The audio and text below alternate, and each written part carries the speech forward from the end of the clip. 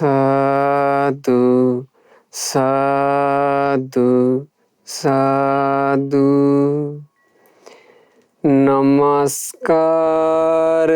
වේවා බුදුරුවනට සැමදා බුදු හිමි සරණ යමි. නමස්කාර වේවා ධම්රුවනට සැමදා සදහම් සරණ යමි. නමස්කාර වේවා සංඝරුවනට සැමදා මහා සංඝ සරණ යමි. නමස්කාර වේවා තුනුරුවනට සැමදා තිසරණ සරණ යමි. සාදු සාදු සාදු. අප හැමතිනාගේ කල්යාණ මිත්‍ර ගුරු දේවෝත්තම පරම පූජනීය පින්වත් ලොකු ස්වාමින් වහන්සේට අපගේ වන්දනාව වේවා. සාදු සාදු සාදු. පූජනීය මහා සංඝරත්නයන් අවසරයි. වාසනාවන්ත සදහැවත් පින්වතුනි, අද සුපින්බර අරුණෝදයම සිදු කෙරෙන මේ ධම්මපදය අර්ථ වර්ණනා ධර්ම දේශනාවට දායකත්වයෙන් දරනු ලබන්නේ පින්වන්ත ශ්‍රාවක දියණියක් විසින්. ඇය විසින් මේ ධර්ම දානය සිද්ධ කරන්නේ උතුම් අරමුණක් පෙරදරි කරගෙන. ඒ අරමුණ තමයි ප්‍රඥාව දියුණු කර ගැනීම. ප්‍රඥාව දියුණු කරගනු කැමැත්තෙන් තමයි ප්‍රඥාව උපදවන ධර්මය දන් දෙන්න කල්පනා කළේ. පින්වතුනි, ප්‍රඥාව කියලා කියන්නේ දැනුම කියන අදහස නෙමෙයි. හරියට පටලවිච්ච එකක් ප්‍රඥාව සහ දැනුම. දැනුම කියලා කියන එකයි ප්‍රඥාව කියලා කියන එකයි හාත්පස දෙකක්. ප්‍රඥාව කියලා කියන්නේ ගුණධර්මත් එක්ක ඇතිවෙන ජීවිත අවබෝධය. ගුණධර්මත් එක්ක ජීවිතය සම්බන්ධයෙන් හරි දැක්මක් ඇති වෙනවා නම් ආන් ඒකට තමයි ප්‍රඥාව කියලා කියන්නේ. දැනුම කියන එක එහෙම ස්වභාවයක් නැහැ නේ. සමහරවිට මහා දැනුමක් තියෙන මිනිහෙක් ඉන්නවා. තමන්ගේ දෙමව්පියන්ගේ ගුණවත් දන්නේ නැහැ. නිහතමානීකමක් නැහැ. ගුණවතුන්ගේ වචනයට අවනත වීමක් නැහැ. ගුණවතුන්ට ගරු සත්කාර කිරීමක් නැහැ. ඒක දැනුම. ඒක ජීවිතයට බොහෝ උපකාර වෙන්නේ. ජීවිතයට බොහෝ උපකාර වෙන, ජීවිතයට අතිශයින්ම වටින දේ තමයි ප්‍රඥාව. බුදුරජාණන් වහන්සේ වදාළේ පඤ්ඤා නරාණං රතනං. ප්‍රඥාව යනු මේ මිනිස්යාට ඇති වටිනා මාණිකයයි. කතංසු ලබතේ පඤ්ඤං. ඉතින් කොහොමද මේ ප්‍රඥාව ලබන්නේ? සද්ධානෝ අරහතං ධම්මං නිබ්බාන පත්තිය. නිවනට කැදවන සද්ධර්මය ඒ අරහත් වූ සම්මා සම්බුදුරජාණන් වහන්සේ විසින් දේශනා කරද්දී සුසුසා ලබතේ පඤ්ඤං අප්පමත්තෝ විචක්කනෝ. ඒ ධර්මයේ කෙරෙහි පහන් සිත් ඇති කරගෙන ආසාවෙන් බණ අහනකොට, අහන බණ විමසනකොට ප්‍රඥාව ලැබෙනු ඇති. එහෙනම් මේ ධර්මයෙන් තමයි අපිට ප්‍රඥාව උපදවා ගන්න තියෙන්නේ. ප්‍රඥාවන්තයෙක් නම් යමෙක්, ඔහු ළඟ ගුණ ධර්ම පිහිටනවා. ප්‍රඥාවන්තයාට තමන්ගේ ගුණ සුවඳ දැනෙන්න ගන්නවා. පින්වතුනි, මේ ජීවිතවල තියෙනවා ගුණ සුවඳ කියලා එකක්. සුවඳ කියන එකට අපි හැමෝම කැමතිනේ. සුවඳට අපි ආසයි. ඒ ගොඩක් වෙලාවට බාහිර සුවඳවල වලට. ජීවිතයක තියෙනවා ගුණ සුවඳ කියලා එකක්. ඒ ගුණ සුවඳ කියන එක උපදවා ගන්නෙත් ප්‍රඥාවන්තයෙක් විතරයි. ප්‍රඥාවන්තයෙක් ගුණ සුවඳ උපදව ගත්තාම තමන්ගේ සුවඳ තමන් විඳ විඳ ඒ ප්‍රඥාවන්තයා ජීවත් වෙන්නේ. ඒ නිසා ආස කරන්ට ගුණ සුවඳ පිරුණු ජීවිතයකට අද මේ හිමිදිරියේම මේ අරුණෝදයේම පින්වතුන්ලාට ඕනේ ඇති කරගන්න පුළුවන් හිතක්. මම මගේ ගුණ සුවඳ මටම දැනෙන ජීවිතයක් හදාගන්නවා. මොකද්ද මේ ගුණ සුවඳ කියන්නේ? අපේ ආනන්ද ස්වාමීන් වහන්සේ බුදුරජාණන් වහන්සේ ළඟට දවසක් සැවැන්නුවර ජේතවනාරාමේ වැඩ ඉන්න කාලේ භාග්‍යතුන් වහන්සේ සමීපයට එනවා. ඇවිදිලා බුදුරජාණන් වහන්සේට ආදර ගෞරවයෙන් වන්දනා කරලා භාග්‍යතුන් වහන්සේට කියනවා මෙන්න මෙහෙමයි. ස්වාමීනි භාග්‍යතුන් වහන්සේ මේ ලෝකේ නොයෙක් සුවඳ ಜಾති තියෙනවා. නොයෙක් සුවඳ වර්ග. ඔය සුවඳ වර්ග ගත්තොත් ස්වාමීනි ඇතැම් සුවඳ වර්ග මල් වලින් තමයි විහිදෙන්නේ. ඇතැම් සුවඳ ಜಾති ස්වාමීනි මුල් වලින් විහිදෙන්නේ. ඇතැම් සුවඳ තියෙනවා ඒවා අරටුවෙන් විහිදෙන්නේ. දැන් මල් වලින් සුවඳ විහිදෙන ඒවා කියන්න ගත්තොත් එහෙම කෙලවරක් නැත්තුව තියෙනව නේද සුවඳ මල්? දෑසමන් මල්, පිච්ච මල් මේ ආදී බොහෝ මල් තියෙනවා. සපු මල් මේ මල් ඔක්කොම මලෙන් සුවඳ විහිදුවනවා. තව තියෙනවා මුල් වලින් සුවඳ විහිදුවනවා කියලා එකක්. අගිල්, සැවැන්දරා ඒවා මුලින් සුවඳ විහිදෙන්නේ. තව තියෙනවා අරටුවෙන් සුවඳ විහිදුවීම. අරටුවෙන් සුවඳ විහිදෙන්නේ මොනවද? රත් හඳුන්, සුදු හඳුන් මේ වගේ ඒවා අරටුවෙන් සුවඳ විහිදුවනවා. ඔය මොන සුවඳත් ස්වාමීනි හුළඟත් එක්ක මිසක් හුළඟ නැතුව හමන්නේ. හුළඟ යම් පැත්තකට පැතිරීගෙන යනවාද හුළඟත් එක්ක ඒ සුවඳ හමාගෙන යනවා. හුළඟ නැත්තම් ඒ සුවඳට පැතිරීමක් නැහැ. හුළඟ තිබ්බොත් විතරයි අනිත් අයට දැනෙන්නේ සුවඳ මල් පිපිලා. එහෙම නැත්තම් සුවඳ හමන අරටුවක් තියෙනවා. සුවඳ හමන මුලක් තියෙනවා කියලා දැනෙන්නේ සුළඟත් එක්ක. සුළඟ නැත්තම් ඒ සුවඳට පැතිරෙන්න බෑ. මිනිස්සු ඔය නොයෙක් සෙන්ට් ಜಾති හදාගෙන ඉන්නේ සුළඟත් එක්ක පැතිරලා යන ඒවා. බුදුරජාණන් වහන්සේගෙන් ආනන්ද ස්වාමීන් වහන්සේ අහනවා ස්වාමීනි සුළඟ නැතත් පැතිරෙන සුවඳක් සුළඟ හැමුවත් නැතත් පැතිර යන සුවඳක් තිබෙනවාද? උඩු හුළඟේ පවා හමා යන සුවඳක් තිබෙනවාද? බුදුරජාණන් වහන්සේ වදාලා ආනන්දේ බඳු සුවඳක් තියෙනවා. ඒ සුවඳ හුළඟත් එක්කත් පැතිරෙනවා. හුළඟ නැතත් පැතිරෙනවා. උඩු හුළඟේත් හමාගෙන යනවා. ආනන්දය ඒ සුවඳ දෙවිවරු පවා ආග්‍රහණය කරනවා. එතකොට ආනන්ද ස්වාමීන් වහන්සේ ඇහුවා ස්වාමීනි භාග්‍යතුන් වහන්සේ කුමක්ද ඒ සුවඳ? බුදුරජාණන් වහන්සේ දේශනා කරනවා ආනන්දය යම් ස්ත්‍රියක් හෝ පුරුෂයෙක් හෝ ඇති කර ගන්නවා නම් ගුණ සුවඳක් ආන්ගේ ගුණ සුගන්ධය කියන එක හාත්පස සුවඳවත් කරනවා. දෙවියෝ පවා ඒ සුවඳ ආග්‍රහණය කරනවා. යම් ගමක හෝ නියම් ගමක හෝ ස්ත්‍රියක් ඉන්නවා කියනවා ඒ ස්ත්‍රිය ඒ පුරුෂයා බුද්ධං සරණං ගතෝ හෝති බුදුරජාණන් වහන්සේව සරණ ගිහිල්ලා ඉන්නේ. ධම්මං සරණං ගතෝ හෝති ධර්මයේ සරණ ගිහිල්ලා ඉන්නේ. සංඝං සරණං ගතෝ හෝති ශ්‍රාවක මහා සංඝරුවන සරණ ගිහිල්ලා ඉන්නේ. මේ ලෝකේ උත්තරීතර තෙරුවන් අඳුන ගන්නට දක්ෂ වෙලා ප්‍රඥාවන්තයෙක්. තෙරුවන් සරණ අඳුනගන්නේ ප්‍රඥාවන්තයෙක්. ඒ ස්ත්‍රිය හෝ පුරුෂයා ප්‍රඥාවන්තයෙක් බවට පත් වෙලා තෙරුවන් සරණ වැළඳගෙන ආන්න ගුණ සුවඳ කියන එක උපදිනවා.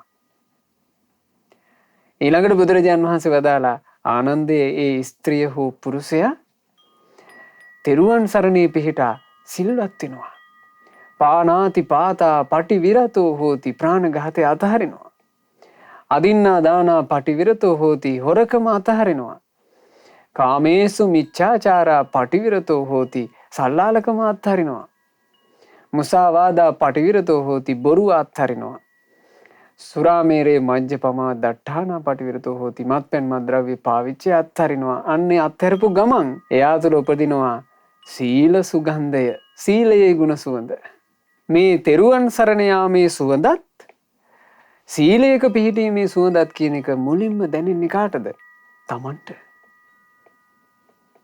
තමන්ගේ ජීවිතය දිහා හැරී බලනකොට තමන්ට දැනෙනවා මා ළඟ මේ ගුණ තියෙනවා. මං මේ විදිහට ගුණ පුරනවා. එතකොට දැනෙනවා විශාල සැනසීමක් ශාන්තියක්. ඒක තමයි ගුණ සුවඳක තියෙන සැනසෙල්ල. ඊළඟට බුදුරජාණන් වහන්සේ වදාලා ඒ විතරක් නෙවෙයි ආනන්දේ, ඒ ස්ත්‍රිය හෝ පුරුෂයා ගිහි ගෙදර ඉන්නේ විගත මල මච්චේරේන චේතසා අගාරං අජ්ජහවසති. තමන්ගේ ගෙදර ඉද්දි මසුරු මල දුරු කරපු හිතින් ඉන්නවා. මුත්ත චාගෝ දන් දීම පිණිස අත්හැරපු හිතින්, පයත පානි දානි දෙන්න තියෙනවා නම් හොඳයි කියලා දානීය පිණිස හොදාගත් අත්ඇතිව, යාච යෝගෝ එයා ළඟට ඇවිල්ලා කවුරු හරි කෙනෙකුට ඉල්ලන්න සුදුසුයි. මොකද එයා දීමට සූදානමින් ඉන්නවා. වොස්සග්ග රතෝ දන් දීමට ආසයි. දාන සංවිභාග රතෝ සංවිධානය කරලා හොඳ සැලසුම් හදලා දන් දෙන්න ආසයි. ඔන්න ඔය ලක්ෂණ දෙනවා නම් ඒ ස්ත්‍රිය ඒ පුරුෂයා ජීවිතය තුළ ගුණ සුවඳ ඇති කරගෙන, ඒ ගුණ සුවඳ සුළඟ තිබ්බත් හමනවා, සුළඟ නැතත් හමනවා, උඩු සුළඟේත් හමනවා. දෙවියෝ පවා ඒ සුවඳ ආග්‍රහණය කර කර සතුට වෙනවා කියනවා. අහවල් ස්ත්‍රිය අහවල් පුරුෂයා හරි ගුණ සම්පන්නයි. ඒ අය මව්ට පියාට සලකන්නේය. ඒ අය හොඳට සිල් ආරක්ෂා කරන්නේය. ඒ අය නිති පින් රැස් කරගන්නේය. ඒ ස්ත්‍රිය ඒ පුරුෂයා මිය පරලෝ ගියාට පස්සේ ඒ අයගෙන් මේ දෙව්ලොව පිරෙනවාමයි කියලා දෙවිවරු අප්‍රමාණ සතුට වෙනවා. මොකද දෙවිවරු සතුට වෙන්නේ දෙව්ලොවට එන්න සුදුසු ගුණධර්ම මිනිස්සු ළඟ තියෙනවා දකිද්දී. දෙව්ලොවකට කැමති උපමනින් යන්න බෑ. දෙව්ලොවට යාම පිණිස ගුණ තියෙන්න ඕන. ඒ ගුණ ධර්ම යම් ස්ත්‍රියක් හෝ පුරුෂයෙක් සමාදන්ව සිටිනවා දකිද්දී දෙවිවරු ඒ ගැන ගොඩාක් සතුට වෙනවා. ඉතින් බුදුරජාණන් වහන්සේ ඔය කාරණේ විස්තර කරලා ආනන්ද ස්වාමීන් වහන්සේට ලස්සන ගාථා දෙකක් කියලා දුන්නා. ධම්මපදයේ පුප්ප වර්ගයේ 11 වෙනි ගාථාව තිරේ දර්ශනය වේවි පින්වතුන්ලාට. මේ ගාථාව අපි මේ උතුම් ගාථා රත්නයේ සජ්ජායනා කරමු. නපුප්ප ගන්ධෝ පටිවාතමේති න චන්දනං තගර මල්ලිකාවා සතංච ගන්ධෝ පටිවාතමේති සබ්බාදිසා සප්පුරිසෝ පවාති. නැත මල් සුවඳ උඩු සුළඟෙහි ගැවසෙන්නේ, තුවරලා සඳුන් හර නැත දුර විහිදෙන්නේ. තිසරණ සිල් ගුණැති යහපත් මිනිසුන්නේ, ගතිගුණ පැතිර යයි සුවඳක් විලසින්නේ. අන්න ජීවිතය ඇති කරගත යුතු සුවඳ. මේ ලෝකේ තියෙන පුෂ්ප ගන්ධ හුළඟ නැතුව හමාගෙන යන්නේ. සඳුන් තුවරලා ආදී ඔය කොච්චර සුවඳ මල් තිබුණත් සුළඟ නැත්තම් ඒ සුවඳට කිසි වටිනාකමක් නැහැ. ඒ වුණාට සතංච ගන්ධෝ පටිවාතමේති, සද්ගුණ ඇති මිනිස්සෙක් ළඟ තියෙන ගුණ සුගන්ධය දස දිසාවෙම පැතිර යනවා. සබ්බා දිසා සප්පුරිසෝ පවාති. සත්පුරුෂයා යනු දස දිසාවම සුවඳවත් කරන තැනැත්තාය. ජීවිතය තුළ ගුණ සුවඳක් ඇති කරගත්තොත් දස දිසාවම සුවඳවත් වෙනවා. එහෙනම් පින්වතුනි, මේ මනුස්ස ජීවිතය ගත කරන කෙටි කාලේ ආස කරන්න ඕන ගුණ සුවඳක් හදාගන්න. අපේ ජීවිතෙන් ගුණ සුවඳක්ම හමනවනම් ඒක අපිට කොච්චර ශාන්තියක්ද, කොච්චර සැනසෙල්ලක්ද. ගුණ සුවඳ තියෙන මනුස්සයාට දෙවියොත් ආශිර්වාද කරනවා. දෙවියන්ගේ ආශිර්වාදත් ලැබෙනවා නම් ඒක කොච්චර වටිනවද. එනිසා ආස කරන්න ගුණ සුවඳට. බුදුරජාණන් වහන්සේ වදාළ මෙහිමත් චන්දනං තගරං වාපි උප්පලං අථවස්සිකී ඒතේ සංගන්ධ ජාතානං සීල ගන්ධෝ අනුත්තරෝ. සඳුන් තුවරලා සමන් මහනෙල් සුවඳ විහිදෙන නමුත් සුළඟේ පරදවා ඒ සුවඳ මනකල් හමයි උත්තම සීල සුවඳේ. සිල් සුගන්ධයම ශ්‍රේෂ්ඨයි කියනවා. ඔය ලෝකේ තියෙන සුවඳවල් අතරේ උතුම්ම සුවඳ සිල් සුවඳ ඒකනේ පින්වතුනි. සිල් ගුණයෙන් බැබලිච්චි ඒ රහතුන්ට ඒ උතුමන්ට දෙවිවරු ගොඩාක් ආස කළේ. මේ ගෞතම සාසනයේ සීල ගුණයෙන් අග්‍රම උත්තමයන් වහන්සේ තමයි අපේ මහා කස්සප මහරහතන් වහන්සේ. ශ්‍රාවක සංඝයා අතරේ සිල් ගුණෙන් අග්‍රයි. මහා කස්සප මහරහතන් වහන්සේට දෙවිවරු ගොඩාක් ආස කළා. නිතර දෙවිවරු මහා කස්සප මහරහතන් වහන්සේ පිරිවරාගෙන හිටියා. එක දවසක් මහා කස්සප මහරහතන් වහන්සේ නිරෝධ සමාපත්තියට සමවැදුණා. නිරෝධ සමාපත්තියට සමවැදුනාම පින්වතුනේ දවස් 7කට පස්සේනේ සමාපත්තියෙන් නැගිටින්නේ. දින 7කට පස්සේ මහා කස්සප මහරහතන් වහන්සේ නැගිට්ටා. දැන් දෙවිවරු දවස් 7ම බලන් හිටියේ. ඔන්න මහා කස්සප මහරහතන් වහන්සේ සමාපatti සුවයෙන් නැගිට්ටා කියලා දැනගත්තාම දෙවිවරු ඉක්මනට ලකලැස්ති වුණා. මහා කස්සප මහරහතන් වහන්සේ දවස් 7කට පස්සේ වළඳන දානේ අපි පූජා කරන්න ඕන කියලා. මහා කස්සප මහරහතන් වහන්සේ පාත්‍රෙත් අරගෙන පිප්පලි ගුහාවෙන් එළියට වැඩම කළා. වැඩම කරද්දී දෙවිවරු අහසේ පිරීලා. අනේ ස්වාමීනි අපේ දානෙ පිළිගන්නකෝ කියනවා. මහා කස්සප මහරහතන් වහන්සේ පාත්‍රය අත වැහුවා. අත වහලා දෙවිවරුන්ට කියනවා දෙවිවරුනි ඔහෙලට පින් තියෙනවනේ. ඔහෙලා හොඳට පින් රැස් කරගත්ත හින්දානේ දෙව්ලොව ඉන්නේ. ඒ හින්දා මේ පින අපි වෙන අහිංසකයෙකුට රැස් කරගන්න දෙමු. ඔහෙලාගේ දානෙ මට එපා කිව්වා. මහා කස්සප මහරහතන් වහන්සේ එහෙම කිව්වම ආනුභාවයි. දෙවිවරුන්ට ආයි මොකුත් කියාගන්න බෑ. දෙවිවරු නිහඬ වුණා. නිහඬ වුණාට හිතට දුකයි. සක්දෙවිඳු ළඟට මේ දෙවිවරු මූණ එල්ලගෙන යනවා. සක්දෙවිඳුර කිව්වා අනේ දේවේන්ද්‍රය බලන්ටකෝ මහා කස්සප මහරහතන් වහන්සේ අපේ දානි පිළිගන්න බෑ කියනවනේ. අපට ගොඩාක් පින් තියෙනවා කියනවනේ. පින් නැති කෙනෙකුට ඒ දානි දෙමු කියනවනේ. එතකොට සක්දෙවිඳු ඇහුවා ඈ දෙවිවරුනි දිව්‍ය වේසෙන්මද ගියේ අපේ මහා කස්සප ආර්යයන් වහන්සේට දම් පූජා කරන්න. එතකොට ඒ දෙවිවරු කිව්වා ඔව් ඔව් ඉතින් අපි දිව්‍ය වේසෙන්ම තමයි ගියේ කිව්වා. සක්දෙවිඳු කියනවා ඔය ක්‍රමයට නම් අල්පේච්ඡ ගුණ ඇති ඒ මහෝත්තම රහතුන්ට දන් දෙන්න ලැබෙන්නේ. මන් දන්නවා දානි දෙන ක්‍රමය කියලා සුජා කියන දිව්‍ය කන්‍යාවට කතා කළා. ඇයට කතා කොට ඇයට කියනවා සුජා අපි යන් අද මහා කස්සප මහරහත් උත්තමයන් වහන්සේට දානි පූජා කරන්නට.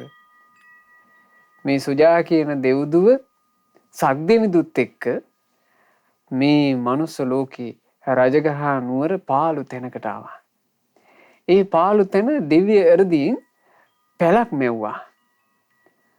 සුජා මැහැල්ලකගේ වෙස් ගත්තා.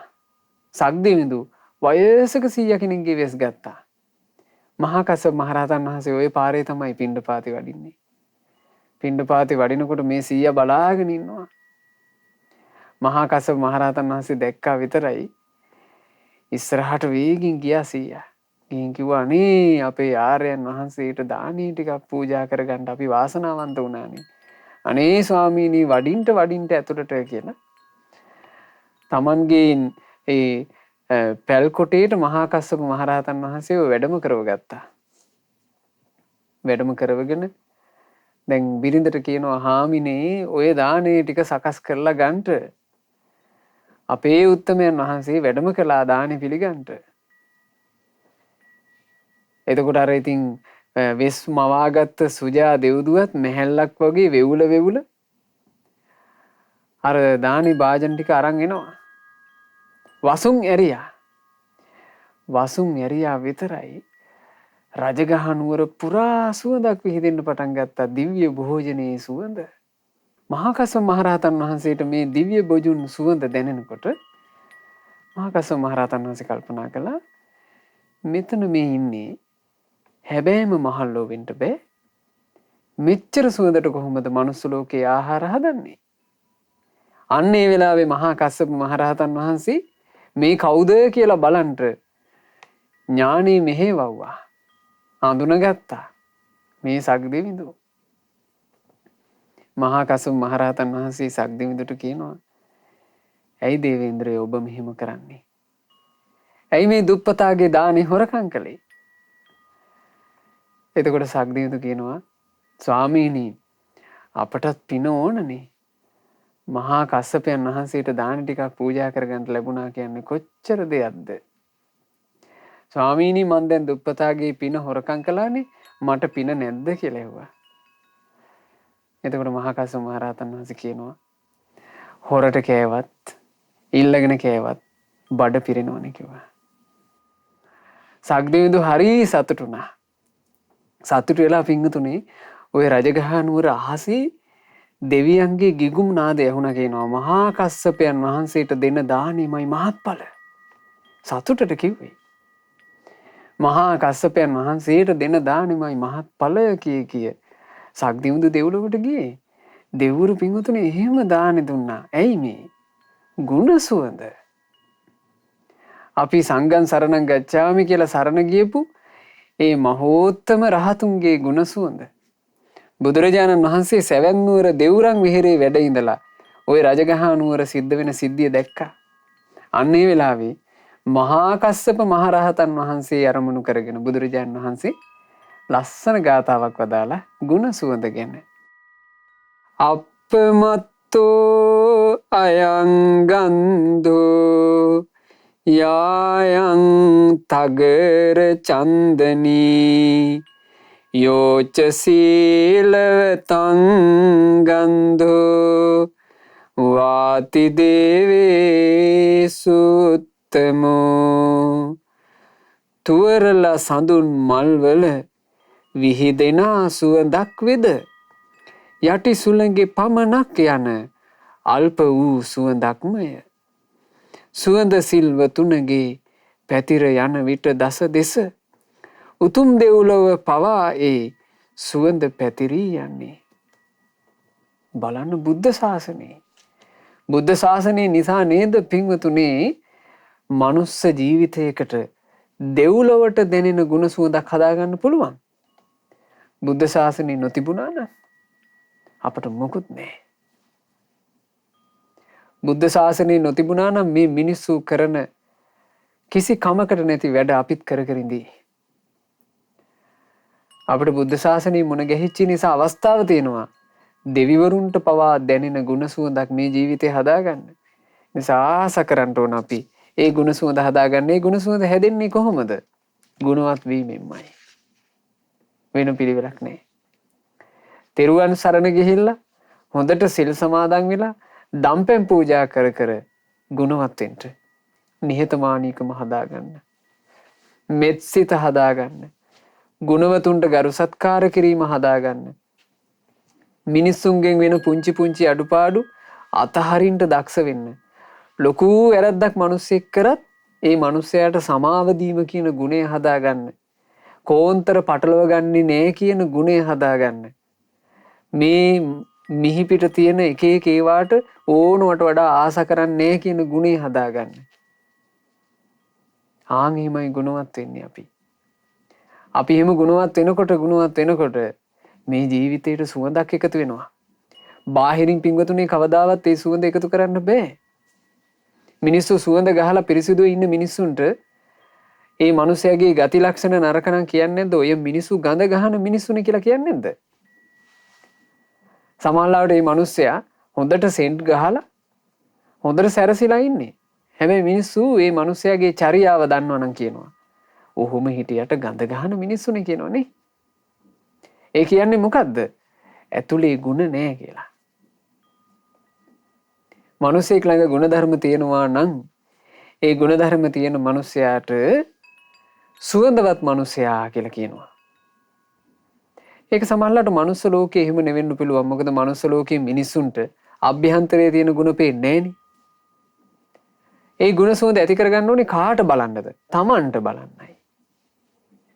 ඒ සුවඳ විඳ යුත්තේ කවුද? Taman. Tamanටම විඳින්න Tamanගේ ගුණ සුවඳක් හදාගන්න.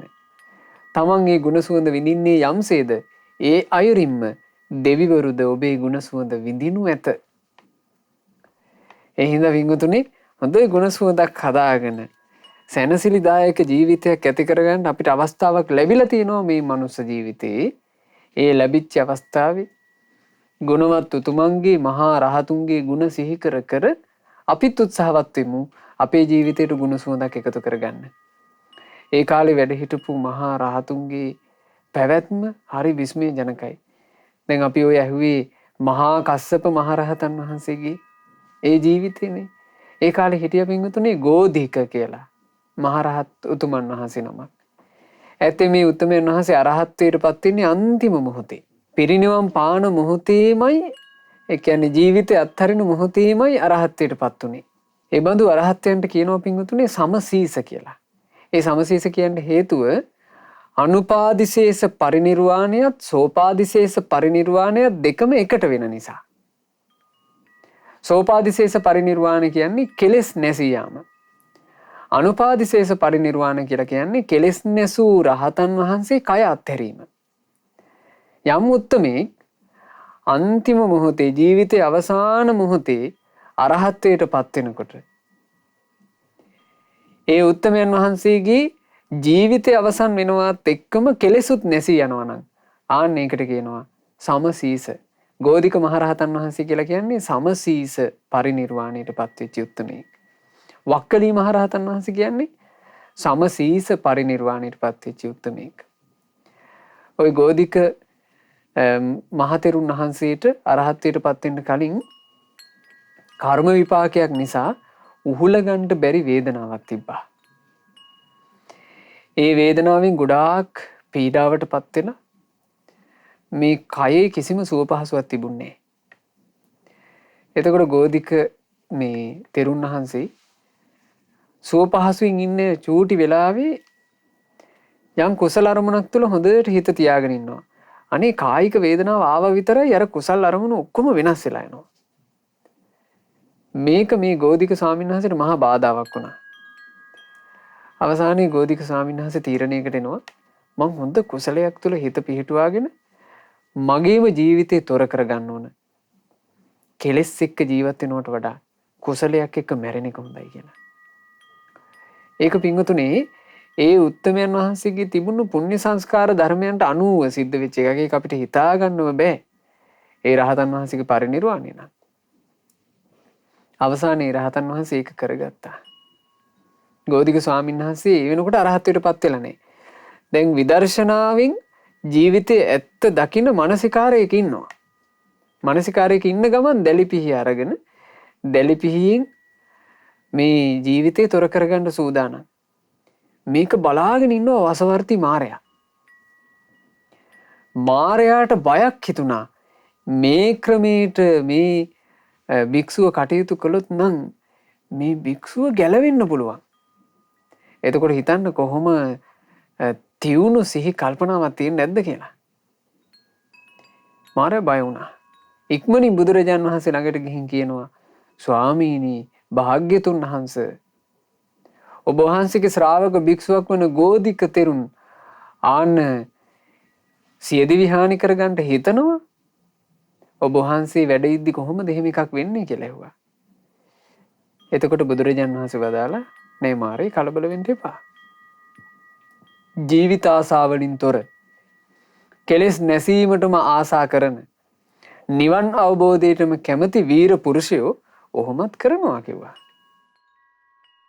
මාරයා නිහඬ වුණා.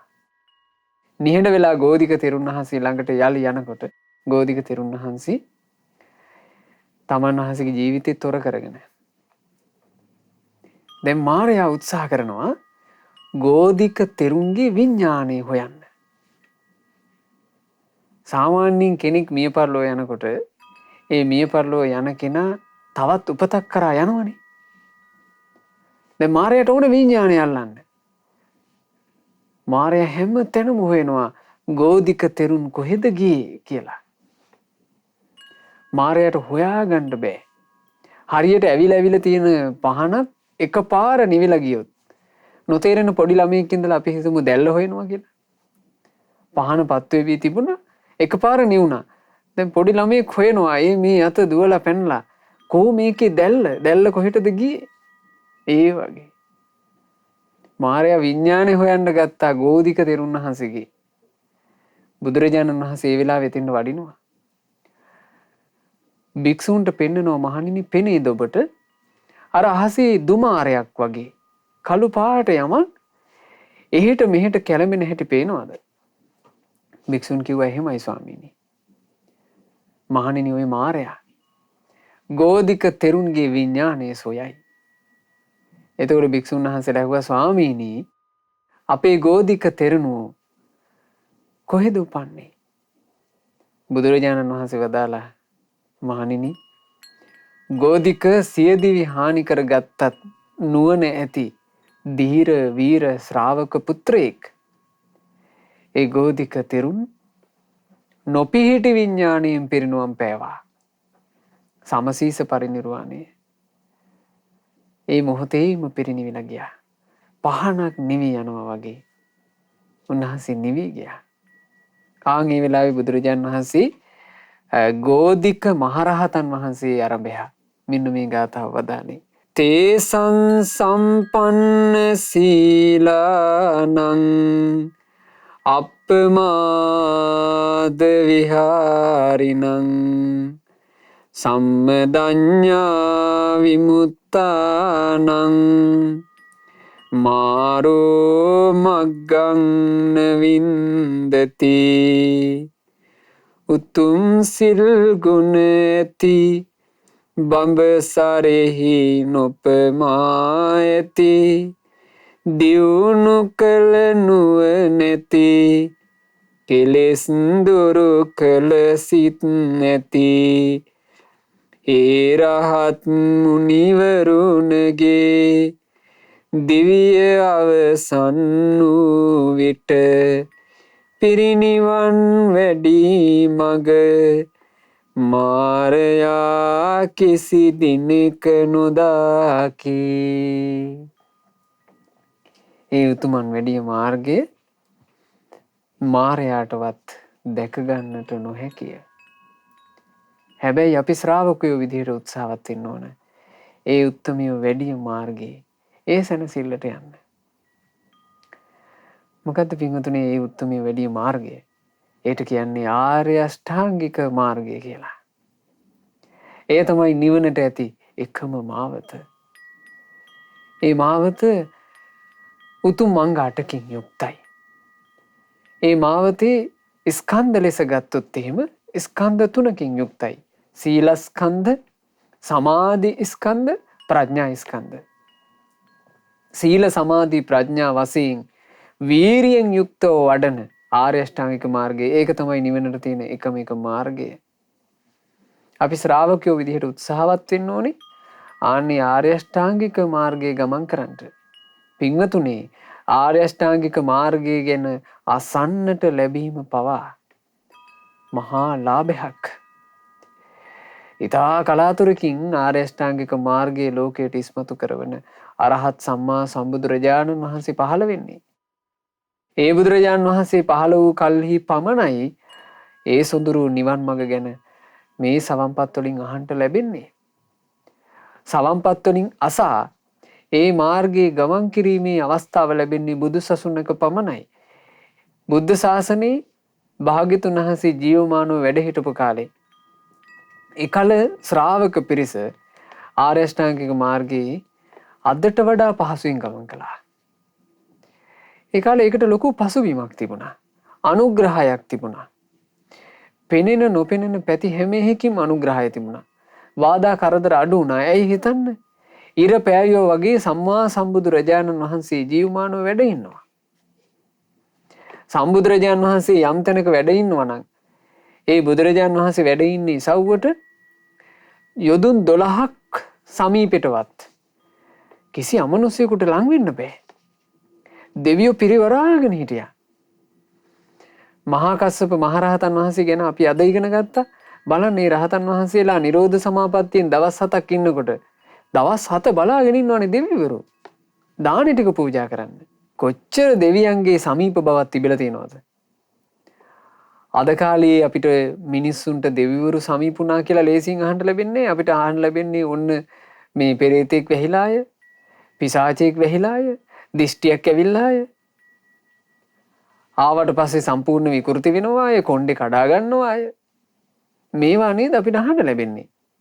දෙවි කෙනෙක් ආවා නම් මේ විකාර වෙන්නේ.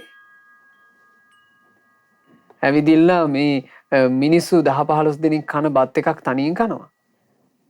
එහෙම කන විකාර නේද අපිට අද දකින්න ලැබෙන්නේ. අද දෙවිවරු මිනිස්සුන්ට සමීප නැහැ. යම් දෙවිවරු මිනිස්සුන්ට සමීප වෙනවා නම් දෙවිවරුන්ගේ ආශිර්වාදය හරි ලැබෙන්නේ ගුණධර්ම පුරන මිනිස්සු චුට්ටකට විතරයි. ඒ ටික දෙනා අතරට අපි එකතු වෙන්න ගොඩාක් උත්සාහ කරන්න ඕන. ගොඩාක් අමාරුයි මේ වැඩේ. ලේසි එකක් නෙමෙයි. දෙවියන් අතරට යනවා කියන කතාවට පවා ගරහන සද්ධර්මයේ කෙරෙහි පැහැදීමක් නැති සද්ධර්මයේ විශ්වාස නොකරන හිස් මිනිස්සු තලේ ලේසි වැඩක් නෙමෙයි මේක. දෙවියන් අතරට යාම කියන එකටත් ගරහන්න තරම් මිනිස්සු උඩමු වෙලා. එහෙව් මිනිස්සු තලේ හරි අමාරුයි පින්වතුනි ගුණයක් පුරන එක. ප්‍රඥාව තියෙන්න ඕන. ප්‍රඥාව තියෙන තැනත් හැබැයි මේ කෙලෙස් මඩ ගොහරුවෙන් බේරෙන ඒ සොඳුරු නිවන් මඟට එනවාමයි. ඒ ගැන බුදුරජාණන් වහන්සේ දේශනා කළා පුප්ප වර්ගයේ අවසාන ගාථාවල බලන්න එහි ලස්සන. බුදුරජාණන් වහන්සේ වදාළේ මෙන්න මෙහෙම. යථා සංකාර දානස්මින් උජ්ජිතස්මින් මහපතේ පදුමන්තත්ථ ජායේත සුචිගන්ධං මනෝරමං කසල ගොඩක මහපාරේ මඩ වගුරක පිපෙනා නිලුම දිලෙයි සුවඳ දිදී හැමට සතුට රැගෙනා එවං සංකාර භූතේසු අන්ධ භූතේ පුතුජනේ අතිරෝචති පඤ්ඤාය සම්මා සම්බුද්ධ ශාවකෝ. නුවණක් නැති පුහුදුන් අය එලෙසින් නැති ලෝකේ සම්බුදු ශ්‍රාවක බබලයි නුවණින් මේ ලෝකේ. බුදුරජාණන් වහන්සේගේ ශ්‍රාවකයා හරියට මඩ ගොහරුවක පිපෙනා නෙළුමක් වගේ කියලා බුදුරජාණන් වහන්සේ උපමා කළේ. මඩ ගොහරුවක තමයි නෙළුම පිපෙන්නේ.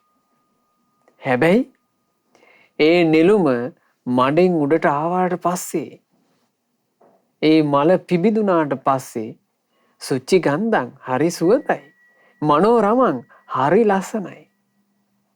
ඕන් ඔය වගේ මේ කෙලෙස් සහිත මිනිස්සයෝ සද්ධර්මයේ කෙරෙහි විශ්වාස සද්ධර්මයේ කෙරෙහි පහන් සිත් නැති මිනිස්සයෝ ඒ බඳු අය තලෙම බුදුරජාණන් වහන්සේගේ ශ්‍රාවකයා උපදිනවා. ඒ බුදුරජාණන් වහන්සේගේ ශ්‍රාවකයා අනිත් මිනිස්සු අතරේ විශේෂ වෙනවා. විශේෂ වෙන්නේ කුමකින්ද? විශේෂ වෙන්නේ උතුරු සළුවෙන් නෙමෙයි. විශේෂ වෙන්නේ සුදු වඳිනකින් නෙවෙයි. විශේෂ වෙන්නේ හඬ නගලා සාදු කියන එකෙන් නෙමෙයි. විශේෂ වෙන්නේ මුකරීකමින් නෙවෙයි. කට තියනවාට කෑ ගහලා කියනවා නම් ඒකෙන් නෙවෙයි විශේෂ වෙන්නේ. විශේෂ වෙන්නේ කුමකින්ද? විශේෂ වෙන්නේ ප්‍රඥාවෙන්. ජීවිතයකට ලබන්ට අතිශයින්ම දුෂ්කර අතිශයින්ම කලාතුරකින් ලබන වටිනාම දේවන ප්‍රඥාව ඒ බුදුරජාණන් වහන්සේගේ ශ්‍රාවකයා ලබනවා. ඒක තමයි විශේෂය. අපිට පින්වතුනි මේ ජීවිතේ ලැබිච්ච වාසනාව ගැන කතා කළොත් අපිට ලැබිච්ච විශාලම වාසනාව වුණ ඕක. තෙරුවන් සරණ මුණ ගැහිච්ච නිසා ප්‍රඥාව ලැබීමේ අවස්ථාව උදා වෙලා තියෙනවා. මොකද්ද පින්වතුනි ප්‍රඥාව ලැබීමේ අවස්ථාව කියලා කියන්නේ? ප්‍රඥාව ලැබීමේ අවස්ථාව කියලා කියන්නේ මෙන්න මේක. ධර්මය අහන්ට ලද අවස්ථාව. මොකද්ද ප්‍රඥාව ලැබීමේ අවස්ථාව කියන එක අපි තෝරා බේරාගත යුතු විදිහ? ධර්මය අහන්න අවස්ථාව ලැබිලා. ගොඩාක් ධර්මය අහන්න පුළුවන්. ධර්ම කාරණා ඊටාම පැහැදිලිව සරලව පහදලා දෙන ගුණවත් සංඝ පිරිසක් අපට මුණ ගැහුණා. කල්යාණ මිත්‍රයෝ. තමන්ගේ තියෙන එක එක මතිමතාන්තර ධර්මයට කලවම් කරන්නේ නැතුව පිරිසිදු සද්ධර්මයේ මෙයයි කියලා පෙන්වන කල්යාණ මිත්‍රයෝ අපට මුණ ගැහුණා. තමාව ඉස්මතු කරගන්න උත්සාහ කරන්නේ නැතුව ධර්මයේ ඉස්මතු කරන කල්යාණ මිත්‍රයෝ අපට මුණ ගැහුණා. ආන්න ඒක තමයි අපිට ලැබිච්ච අවස්ථාව.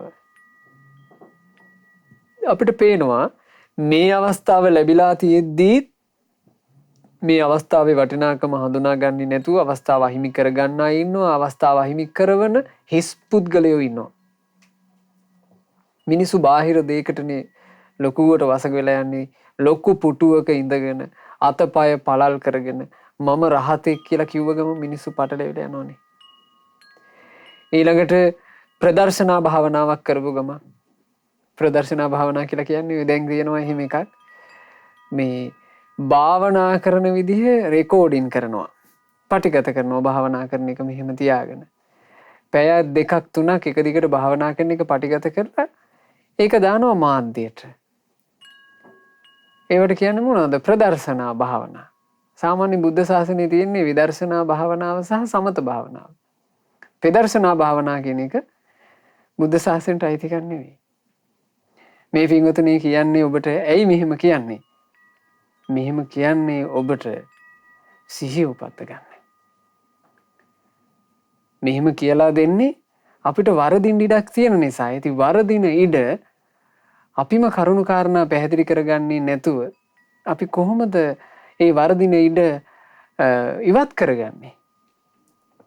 වරදින අවස්ථාවෙන් බේරෙන්න නම් අපිම අපිට උදව් කරගන්න ඕනේ නේද? ඒ හින්දා පින්වතුනි හොඳට තේරුම් ගන්න. ප්‍රඥාව කියන එක අපිට බලෙන් කාගෙන්වත් ඉල්ලගන්න බැරි එකක්. ප්‍රඥාව කියන එක තවත් කෙනෙකුට අර ලේ දෙනවා වගේ අපිට දෙන්නත් බැරි එකක්. හැබැයි ප්‍රඥාව උපදවා ගැනීම පිණිස පවතින සද්ධර්මය සත්පුරුෂයා කල්යාණ මිත්‍රයා විසින් කියලා දෙනවා. ඒ කුමක්ද කියා දෙන්නේ? ප්‍රඥාව උපදවා ගැනීම පිණිස පවතින සද්ධර්මය. ඒ තමයි බුදුරජාණන් වහන්සේගේ ධර්මය. ඒ ධර්මයමයි ලෝකේ කතා කළ යුත්තේ. ඇයි? ලෝකේ ප්‍රඥාවන්තයෝ කලින් කලට පහළ වෙනකොට නුවණ හසුරුවා ගන්නට දක්ෂයෝ කලින් කලට පහළ වෙනකොට ගුණධර්ම සහිතව ජීවිත දැක්මක් හදාගන්න ආසා කරන අය කලින් කලට පහළ වෙනකොට ඒ අයට ප්‍රඥාව උපදවා ගන්න උවමනා කරන දේ තියෙන්න එපේ. ඒ උවමනා කරන දේ තමයි බුදුරජුන්ගේ සද්ධර්මය. ඒ නිසා තමයි රහතන් වහන්සේලා තම තමන්ගේ මතිමතාන්තර පටලවන්නේ නැතුව බුදුරජාණන් වහන්සේගේ ධර්මයේම සංගායනා කළේ. රහතන් වහන්සේලා බුදුරජාණන් වහන්සේගේ ධර්මයේම සංගායනා කළා. ඒවන් මේ සුතං මා විසින් මෙසේ අසන ලදී. මේ ධර්මය අපට අපේ භාග්‍යතුන් වහන්සේගෙන් අහන්න ලැබුණේ මේ බුදුරජුන්ගේ ධර්මයයි කියලා විශ්වාසය ඇති කරවලා සංගායනා කළා. ඒ සංගායනා කර ආරක්ෂා කරලා ගෙනාපු නිසා නේද අදටත් ප්‍රඥාවක් ඇති කරගන්නට උපකාරී වෙන ධර්මය අපිට තියෙන්නේ. එහෙමනම් අපි විසින් කුමක්ද කළ යුත්තේ? අපි කළ යුත්තේ මතු අනාගතේ අපේ දරු පරපුර වෙනුවෙන් ධර්මයේ පිරිසිදු ආරක්ෂා කරන්න ඕන. අසත්පුරුෂයන්ගේ එක එක මතිමතාන්තර එකතු කරන්නේ නැතුව. මෙච්චර කාලයක් බුදුරජාණන් වහන්සේගේ 4 ස්ථාන නිදහසේ වන්දනා කරගෙන පින් කරගන්න මේ ලංකා භූමියේ අහිංසකයන්ට අවස්ථාව තිබුණා. දැන් අසත්පුරුෂයෝ කාණ්ඩයක් පහළ වෙලා ඒකුම් කියවනවා බුදුරජාණන් වහන්සේ ලංකාවේ උපන්නේ ඉන්දියාවේ අනේක තේරුමක් නැහැ. බලන්න 4 ස්ථාන වන්දනා කරගන්න තියෙන පින අහිමි කළානේ. හිස්. ඒ හිස් කියලා කියන්නේ ඇයි? ශ්‍රද්ධාවෙන් හිස්. බුදුරජාණන් වහන්සේගේ ශ්‍රාවක භාවයක් ඇත්තේ නෑ. බුදුරජාණන් වහන්සේගේ ශ්‍රාවක භාවයෙන් හිස්. ඒ නිසා පින්වතුනි අපිට අපේ මේ දුර්ලභ මනුස්ස ජීවිතේ අපට ලැබිච්ච වාසනාවෙන් ප්‍රයෝජන ගන්න පුළුවන් වෙනවා. හොඳට ධර්ම ඉගෙන ගත්තොත් ඒ නිසා ඔබ ආස කරන්න බුදුරජාණන් වහන්සේ වදාළේ කුමක්ද කියලා හොයන්න. දහම් පොත් තියෙනවා. ශ්‍රද්ධා රූප වාහිනියෙන් ලක්කරු ගුවන් විදුලියෙන් නිතරම ඔබට පිරිසිදු ධර්මයේ. ඊටාම පිරිසිදු බුදුරජාණන් වහන්සේගේ ධර්මයේ දහම් පොත සමීපේ තියාගෙන ස්වාමීන් වහන්සේලා කියලා දෙනවා. දහම් පොත් සමීපේම තියාගෙන ඔබට කියලා දෙන්නේ ධර්මයේ ගැන ගෞරවයක් පහන්සිතක් මේක මේ මූලික බුද්ධ දේශනාවල තියෙනවානේ කියන එක ඔබට දැනෙන්න. ඒ උදෙසා තමයි දහම් පොත අරගෙන ඇවිල්ලා දහම් පොත පේන්නම මේ බණපද කියන්නේ. තව තවත් විශ්වාසයේ බලවත් වීම පිණිස. ඒ හින්දා හොඳට තේරුම් ගන්න. තේරුම් අරගෙන සත්පුරුෂයා හරියට අඳුන ගන්න. අඳුනාගෙන පින්වතුන්ලා හැමදෙනා උත්සාහවත් වෙන්න. මේ ලැබූ මනුස්ස ජීවිතේ තමා තුළම දැනෙන උතුම් ගුණ සුවඳක් ඇති කරගන්න. තමා තුළම දැනෙන ගුණ සුවඳක් ඇති කරගෙන අපි හැම දිනාට මේ ලැබූ දුර්ලභ මනුස්ස ජීවිතේ බුදු සසුනේ පිහිට පිරිසන්න ලබා ගන්න පිරිසක් බවට පත් වෙන්න වාසනාව ලැබෙත්වා. සාදු සාදු සාදු. රැස් කළා වූ සියලුම පුණ්‍ය ධර්මයන් සියලු දෙවියෝ සතුටින් අනුමෝදන් වෙත්වා. දෙවියෝ පින් අනුමෝදන්ව දිව්‍ය සැපයෙන් දිව්‍ය ආශ්චර්යයෙන් වැඩෙත්වා. දෙවියන්ගේ නිරන්තර රැකවරණ ආශිර්වාද අප හැම දිනාට දෙවියෝ නොඅඩුවම සලසත්වා. සක් දෙවිඳුන් සතරවරන් දෙවිවරුන් ප්‍රධාන සදෙව් ලෝකවාසී සියලු දෙවිවරුත් බ්‍රහ්මකායික දෙවිවරුත් අපගේ ඉෂ්ඨකාමී දෙවිවරුත් ලංකා භූමිය සුරකින සුමන සමන් දෙවියන් ප්‍රධාන සියලු දෙවියෝ ගෞතම සසුන තුළම ධර්මාවබෝධයෙන් සැනසෙත්වා. සාදු සාදු සාදු. අපගේ ගුරු දේවෝත්තම කල්යාණ මිත්‍ර පරම පූජනීය පින්වත් ලොකු ස්වාමීන් වහන්සේට සියලු පින් අනුමෝදන්ව නිදුක් නිරෝග සුව සැලසේවා. දීර්ඝායුෂ සැලසේවා. ගුරු දේවයන් වහන්සේට මේ ගෞතම ශාසනය තුළම උතුම් වූ චතුරාර්ය සත්‍ය ධර්මය පරිපූර්ණ වශයෙන්ම අවබෝධ කරන්ට වාසනාව ලැබෙත්වා. සාදු සාදු සාදු.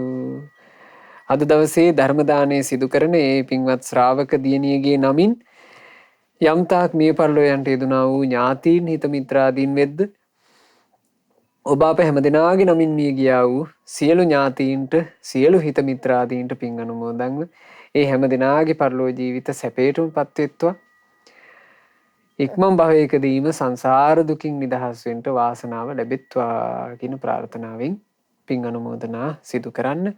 රැස් කළා වූ සියලුම පුණ්‍ය ධර්මයෝ අද දවසේ ධර්ම දානය සිදු කරන මේ පින්වත් ශ්‍රාවක දියණිය බලාපොරොත්තු වෙන පරිදි ඒ ධර්ම දානය සිදු කරන ඒ පින්වත් තැනැත්තියට මේ ධර්ම දානය ඒකාන්ත වශයෙන්ම කල්යාණ මිත්‍ර ඇසුරේ සද්ධර්මයේ අසමින් ප්‍රඥාව දියුණු කරගෙන ගෞතම ශාසනයේ චතුරාර්ය සත්‍ය ධර්මය අවබෝධ කර ගැනීම පිණිසම හේතු වාසනා වෙත්වා.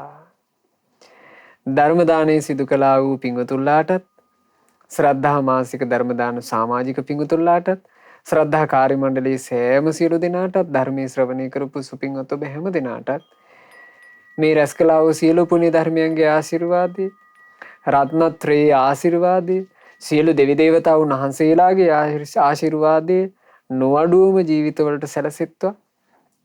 කිසිම කරදරයකින් බාධාවකින් හිරිහැරයකින් පීඩාවකින් තොරව පින්වතුන්ලා හැම දිනාට තම තමන්ගේ ජීවිතවල කරන කියන රැකී ආරක්ෂා දූදරු මුණුපුරු මිනිපිරියන්ගේ අධ්‍යාපන කටයුතු මේ ආදී හැම දෙයක්ම ਸਰව ප්‍රකාරයෙන්ම සාර්ථකව සිද්ධ කරගන්න ලැබෙත්වා. තමන්ගේ ජීවිතයට තිබෙනා වූ යම්තා කරදරයෝ බාධාවෝ ඇද්ද ඒ හැම එකක්ම දුරින්ම දුරු වෙත්වා.